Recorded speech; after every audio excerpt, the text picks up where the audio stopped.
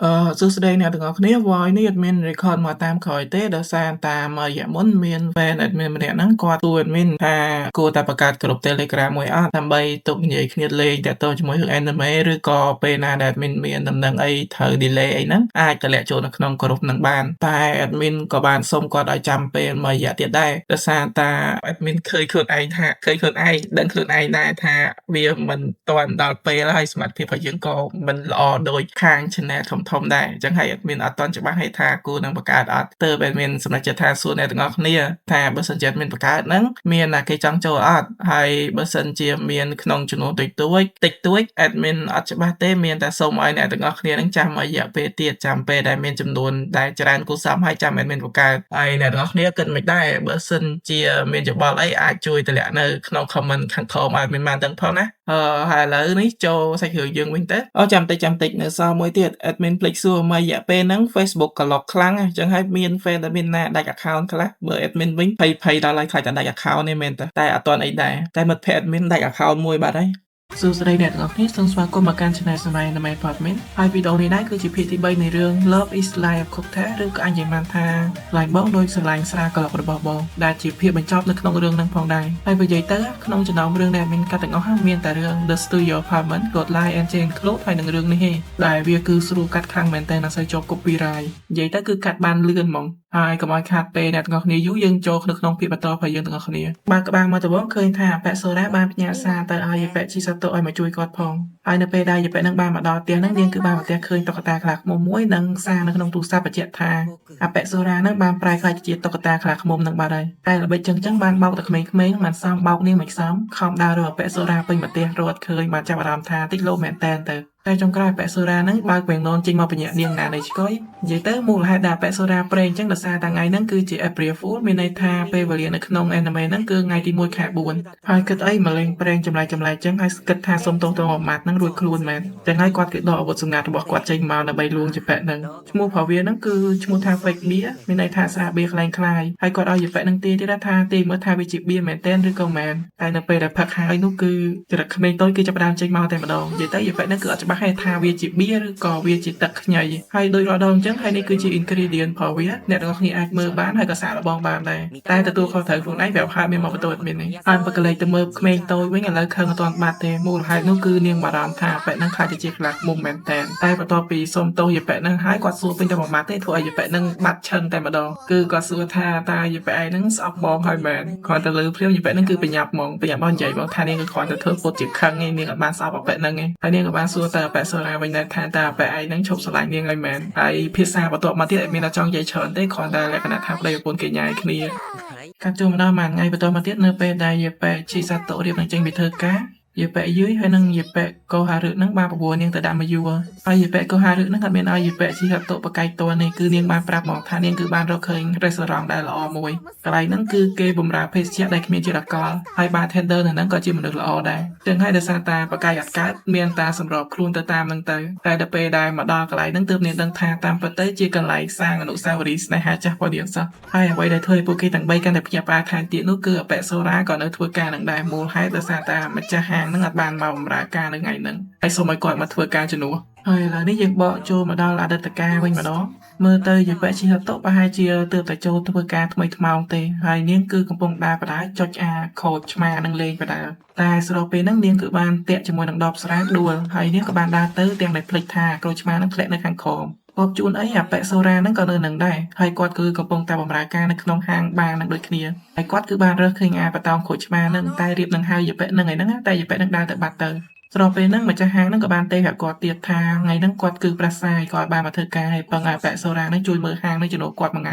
បើកលេចទឹកមើលយេប៉ែជីសាតូវិញដោយសារតែផាជាថ្ងៃធ្វើការដំបូងចឹងហើយនាងគឺសារកំហុសច្រើនខ្លាំងមែនតើរហូតដល់ពេលយប់ឡើងពេលដែលចេញពីធ្វើការហ្នឹងនាងគឺត្រឡប់មួយនៅពេលដែលនាង stress គឺនាងចូលចិត្តយកអាខូចឆ្មាហ្នឹងយកមកច្បាច់លេងចឹងហើយនៅពេលហ្នឹងទើបនាងប្រទះឃើញថាតាមពិតទៅនាងគឺបាត់អាខូចឆ្មាហ្នឹងបាត់ហើយស្របពេលហ្នឹងមេក៏ចាប់ផ្ដើមភ្លៀងមកដូចគ្នាចឹងហើយនាងគឺអត់មានចម្លើយអីក្រៅពីឈប់ភ្លៀងសិនទេហើយកន្លែងដែលនាងឈប់ភ្លៀងហ្នឹងគឺនៅបារដែលនាងដួលពីថ្ងៃមិញហ្នឹងឯងតែពេលហ្នឹងក៏បានចាប់អារម្មណ៍ដឹងឯងតែវាកាន់តែគប់ជួនជាងនឹងទៅទៀតនោះគឺអ ប៉ែសូរ៉ាហ្នឹងបើកទ្វារមកចំពេលហ្នឹងដែរដែលធ្វើឲ្យគាត់ហ្នឹងគឺជ្រួលច្បល់ខ្លាំងមែនទែនពីអ្នកយីប៉ែហ្នឹងបើមើលតាមការជួលច្បល់ផលប៉ែសូរ៉ាមានគិតថាប្រហែលជាលើកទី1ដែលគាត់ធ្វើការតែម្នាក់ឯងដល់ពេលហ្នឹងគាត់ទើបតែនឹកឃើញថាយីប៉ែហ្នឹងដែលឈូសផ្អាកបតោខ្លាចខូចនៅមុខហាងគាត់កាលពីថ្ងៃមិញចឹងហើយគាត់ក៏យកបតោហ្នឹងយកទៅសល់ទៅដល់ម្ចាស់គេវិញដោយសារតែឃើញយីប៉ែហ្នឹងមើលទៅមុខដូចជាអត់សូវសប្បាយចិត្តចឹងហើយគាត់បបួលយីប៉ែហ្នឹងចូលទៅក្នុងដាក់មកតយដើម្បីកាត់សាញនៅពេលចូលទៅដល់ខាងក្នុងហើយហ្នឹងគាត់ព្យាយាមរកធានបទនិយាយជាមួយនឹងយីប៉ែហ្នឹងតែយីប៉ែហ្នឹងគឺចេះតែចាស់រហូតដល់ធ្វើឲ្យគាត់ហ្នឹងសុំទោសយីប៉ែហ្នឹងព្រោះថាគាត់គឺអត់សូវប៉ិនអាខាបង្កើតប្រធានបទហ្នឹងតែយីប៉ែហ្នឹងក៏ដូចគ្នាព្រោះថានាងអត់ដឹងថាគូតែនិយាយអីឲ្យប្រកាសហើ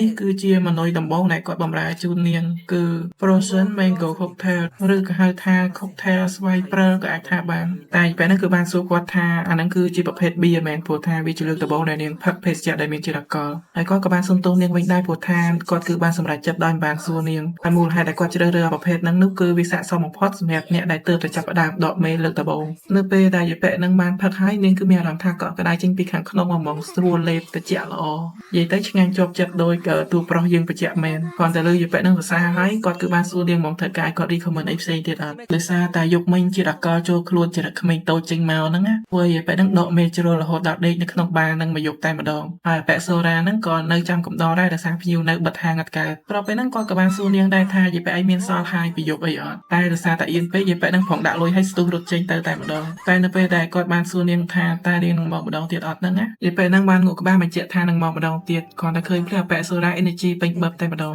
កាត់ចូលមកដល់បច្ចុប្បន្នវិញយីប៉ែកោហារឹកហើយនឹងយីប៉ែយុយហ្នឹងគឺកំពុងតែបាញ់ជាមួយនឹងយីប៉ែជីសាតុខ្លាំងមែនតើសិតអីណាខ្លួនឯងហ្នឹងអត់ចេះផឹកអីតែបែរជាមានប្រសង្ខារធ្វើភេសជ្ជៈឆ្ងាញ់ៗឲ្យញ៉ាំរាល់ថ្ងៃហើយយីប៉ែយុយហ្នឹងនៅចិត្តសួរដឺទៀតថាប៉ែអាគិតថាគិតខុសឬយីប៉ែជីសាតុធ្វើពុនហ្នឹងតែប៉ែសូរ៉ាគឺបានប្រាប់ថាគាត់ថាគឺអត់យកណាគេទាំងអស់យកតែជីចាំងផកគាត់ទេគាត់ទៅលើប៉ែហ្នឹងហើយយីប៉ែហ្នឹងឆាជីចាំងព្រាមម្នាក់ហើយតែបាញ់យីប៉ែហ្នឹងទ្វេដងកាត់ចូលម្ដងចុងសប្ដាហ៍វិញអាណិតយីប៉ែជីសាតុដល់ក៏ដើរចិត្តកន្លែងគេលក់បជាបដាលេបទៅមាត់បដាហើយមកដល់ផ្ទះវិញក៏ដូចចិត្តទៀតគាត់ទៅដាក់គូតអង្គុយពឹបប្តីសួរមកថាណៃមានស្រែកទឹកចង់ដាក់មកយូរអីអត់ចឹងហើយគាត់នឹងរៀបចំអាណាស្រាសតុនហើយស្រួលលេបឲ្យយីប៉ែហ្នឹងហើយអ្វីដែលគាត់រៀបចំឲ្យយីប៉ែនោះគឺព្រើលយូហ្គើតនិងសម្លការីតែមើលមុខយីប៉ែហ្នឹងលក្ខណៈថាគ្នាចង់ដាក់មកតយតែបែរជាមកឲ្យគ្នាផឹកយូហ្គើតចឹងហើយបាយម្ហូបអីហ្នឹងមិនសូវឆ្ងាញ់ប្រហែលទេដាក់ឲ្យតែមួយឆ្អែតតែប៉ុណ្្នឹងឯងតែប៉ែសូរ៉ាហ្នឹងគឺនៅមានម៉ណុយពិសេសមួយទៀតសម្រាប់ឲ្យយីប៉ែហ្នឹងគាត់ទៅលើឃើញយីប៉ែហ្នឹងគឺអស់ព្រាមហ្មងតែថ្ងៃហ្នឹងប្តីដូចចិត្តយកចិត្តសោះបងអប្រពន្ធឃ្លានដាក់មកតយតែបែរជាយកបង្អែមមកវិញ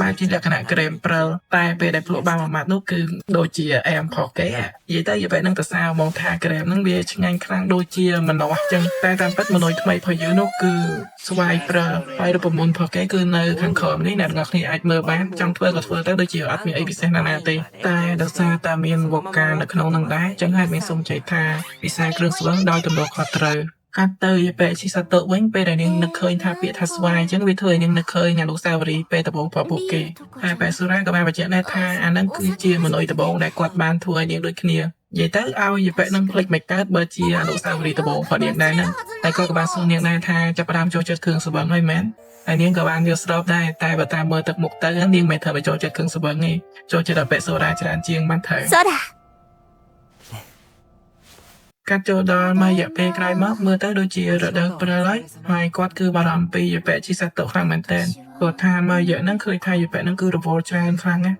់ហើយគាត់ចង់ណែនាំឲ្យយីប៉ែហ្នឹងទៅ hot spring កន្លែងគេត្រាំទឹកក្តៅបែបទឹកពុះធម្មជាតិដើម្បីជួយឲ្យយីប៉ែហ្នឹងវាបានមានអារម្មណ៍ថាធូរស្រាលខ្លះដែរតែយីប៉ែហ្នឹងក៏បានប្រាប់ដែរថាឆ្នាំហ្នឹងមើលទៅប្រហែលជាមិនអាចទៅបានទេចឹងហើយគាត់គឺមានតែឲ្យយីប៉ែហ្នឹងចូលទៅមួយទឹកសិនតែស៊ីនមួយទឹកអ្នកនរគ្នាកុំបារម្ភអេដមីនបាំងតខ្ទេចគ្មានឲ្យណាគេមើលឃើញទេបើសិនជាមានអីប្រទេសហោះបើចង់មើលទៅសើចមើលខ្លួនឯងទៅប្រាប់ហើយកុំរំពឹងថាមានទុកប្រឡាស់ឲ្យមើលឃើញចឹងហើយឥឡូវយើងចូលសាច់គ្រឿងរបស់យើងវិញស្របពេលហ្នឹងគាត់គឺបាននឹកឃើញកំណត់ពិសេសមួយនៅកំឡុងពេលដែលយីប៉ែជីសាតុកំពុងតែងូតទឹកហ្នឹងគាត់គឺបានសុំនាងដើម្បីចូលទៅខាងក្នុងមួយផ្លែតតែមើលទៅយីប៉ែហ្នឹងដូចជានៅអៀនតនបាត់សោះហើយមិនដឹងថាការមួយគ្នាបានប្រហែលឆ្នាំហើយទេតែគាត់ក៏បានបញ្ជាក់យីប៉ែហ្នឹងដែរថានៅឲ្យតែស្ងៀមបិទភ្នែកឲ្យតែចិត្តទៅសល់ប្រហែលទុកគាត់អ្នកចាត់ការតែអ្នកនរគ្នាកុំគិតអីប្រទេសដែរនោះគឺគាត់រៀបចំយូស៊ឺ hot sake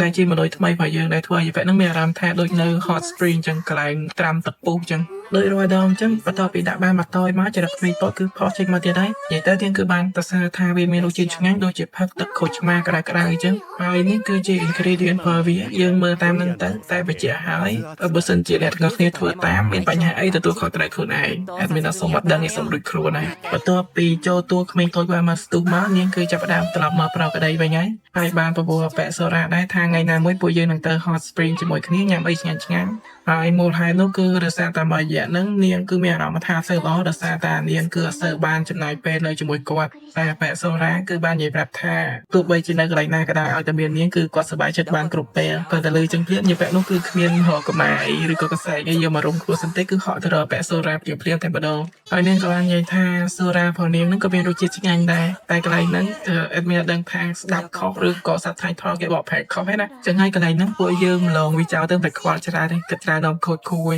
ឥឡូវនេះមានចង់និយាយថា anime ហ្នឹងគឺបានចប់ធំហ្នឹងហើយតែមុននឹងចប់ឲ្យមានចង់សួរអ្នកទាំងអស់គ្នាមាន anime BL មួយតែថាជា anime ខ្លីៗដូច anime ចឹងដែរតែមិនពងតែសម្រាប់ចិត្តថាគួរតែសម្រាយឬក៏អត់ចឹងហើយទើបសួរអ្នកទាំងអស់គ្នាសិនតែ BL ហ្នឹងមិនមែនជា BL អីលក្ខណៈធំដុំទេណាបើសិនជាឲ្យ rate ពី1លើ10ប្រហែលជាអាចបានទៅ3ឬក៏5លើ10អីទេវាមិនមែនជា BL លក្ខណៈថាដូចយើង BL នោះទេព្រោះថារឿងហ្នឹងគឺលក្ខណៈថារបៀងសត្វចម្លែកហើយនឹងមនុស្សទេហើយក៏អត់មានរឿងអីដែរមកទៅ sweet ឬក៏លក្ខណៈថាជា BL ចំតួទេចឹងហើយអ្នកទាំងអស់គ្នាគិតមើលទៅបើសិនជាអ្នកទាំងអស់គ្នាគិតថាចង់ឲ្យមានសម្រាប់មាននឹងសម្រាប់តែបើសិនជាអត់មាន comment អីទេ admin នឹងគិតតាមនឹងទៀត